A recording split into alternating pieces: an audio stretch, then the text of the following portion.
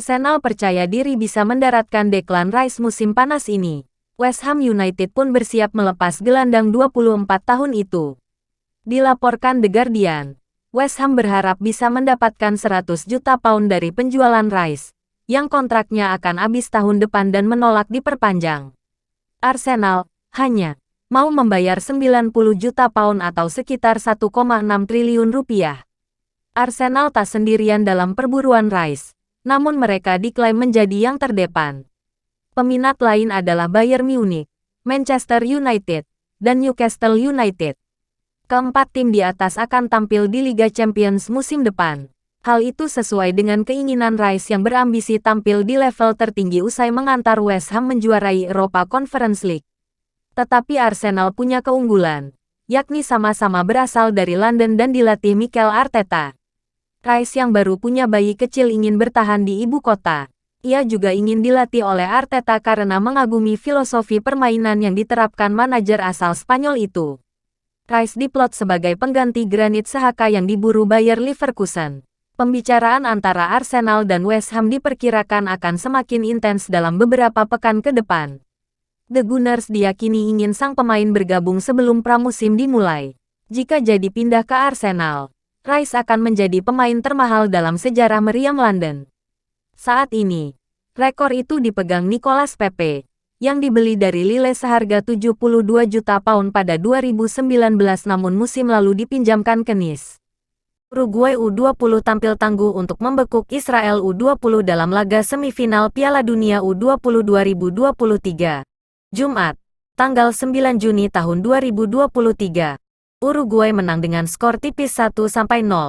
Bermain di Estadio Único Diego Armando Maradona. Dua tim tangguh ini menyuguhkan laga level final. Israel dan Uruguay sama-sama jadi favorit juara. Israel tampil lebih dominan sejak awal laga. Tapi Uruguay lebih efektif dalam menciptakan peluang. Kali ini, gol tunggal Uruguay dicetak oleh Anderson Duarte di menit ke-61. Israel tidak bisa mencetak gol balasan. Kemenangan 1 gol ini sudah cukup bagi Uruguay untuk melangkah ke final Piala Dunia U20 2023. Sheikh Jassim bin Hamad Al Thani, sang miliuner Qatar berikan tawaran kelima alias tawaran terakhir buat beli Manchester United.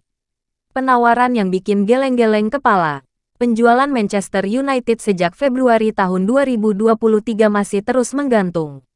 Sang pemilik, keluarga Glazer belum juga memberikan kata sepakat. Dua calon investor sudah sodorkan tawaran. Mereka adalah Sheikh Jassim bin Hamad Al Thani sang miliuner dari Qatar dan Sir James Ratcliffe sang miliuner Inggris. Keluarga Glazer meminta harga 6 miliar pounds atau setara 112 triliun rupiah. Sir James hanya menyanggupi di angka mendekati 5 miliar pounds tapi kasih penawaran dengan hanya memiliki 50-60% saham dan sisa sahamnya masih bisa dikuasai keluarga Glazer. Kalau penawaran Sheikh Jassim lebih gila lagi. Dilansir dari Daily Mail, Sheikh Jassim sudah mengajukan tawaran kelima. Disebut-sebut, itulah penawaran terakhir buat keluarga Glazer. Penawaran terakhir itu berupa menyanggupi harga 6 miliar pounds, melunasi utang Manchester United sebesar 1 miliar pounds atau setara 18,5 triliun rupiah, mengembangkan pusat latihan Carrington, siap guyur klub untuk belanja pemain bintang, dan membuat Old Trafford lebih megah. Sheikh Jassim diyakini punya kekayaan sebesar 1,6 miliar pounds atau setara 30 triliun rupiah. Tapi jangan salah, Sheikh Jassim adalah anggota keluarga kerajaan Qatar. Kekayaan keluarga kerajaan Qatar ditaksir ada di angka 275 miliar pounds. Sheikh Jassim meminta jawaban dari pihakmu secepatnya, sebelum dibukanya jendela transfer musim panas pada tanggal 14 Juni tahun 2023. Bernardo Silva mengungkap bahwa jalan terjal dilalui Manchester City sebelum tak terbendung menjelang akhir musim ini. Mereka kini diambang untuk meraih treble winner. City akan menghadapi Inter pada laga final Liga Champions di Ataturk Stadium, Minggu tanggal 11 Juni tahun 2023, dini hari WIB. Juara di ajang ini akan memastikan The Citizens meraih treble winner. Sebelumnya City sudah memenangi Premier League dan Piala FA. The Citizens memang tampil luar biasa menjelang akhir musim ini. Mereka tercatat terakhir kali kalah adalah pada Februari lalu kala ditumbangkan Tottenham Hotspur 0-1. Manchester City melesat usai tak konsisten di awal musim ini. Manchester Biru sempat berada di bawah bayang-bayang Arsenal yang lama memuncaki klasemen Liga Inggris. Rentetan hasil menawan menjelang akhir musim ini yang kemudian membawa Manchester City menyalip meriam London. Pilar Manchester City, Bernardo Silva, mengakui bahwa jalan terjal dilalui timnya di musim ini untuk menemukan performa terbaik. Ia mengaku pasukan Pep Guardiola beberapa kali kesulitan menemukan konsistensi musim ini. Titik balik kebangkitan Manchester City menurut Bernardo Silva adalah kalah menang 3-1 di markas Arsenal. Ini adalah musim yang sulit, karena 90% musim ini kami selalu berada di belakang Arsenal dan kami tidak dapat memenangkan 4 atau 5 pertandingan berturut-turut, ujar Bernardo Silva dikutip dari situs Manchester City.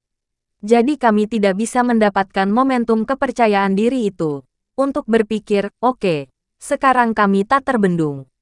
Karena, ketika Anda mulai memenangkan 5, 6, 7 pertandingan berturut-turut, Anda merasa bahwa Anda tidak dapat dihentikan. Dan sulit untuk menghentikan tim ketika mereka memiliki perasaan ini. Semua tim, bukan hanya kami. Dan setahun terakhir ini, selalu seperti 1, 2, 3 pertandingan dan kemudian kami seri atau kalah.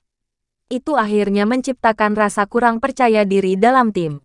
Dan saya pikir, terutama setelah Piala Dunia, ada momen refleksi. Dan bahkan setelah kembali memulai, pertandingan pertama itu tidak mudah. Tetapi kemenangan tandang atas Arsenal sangat penting.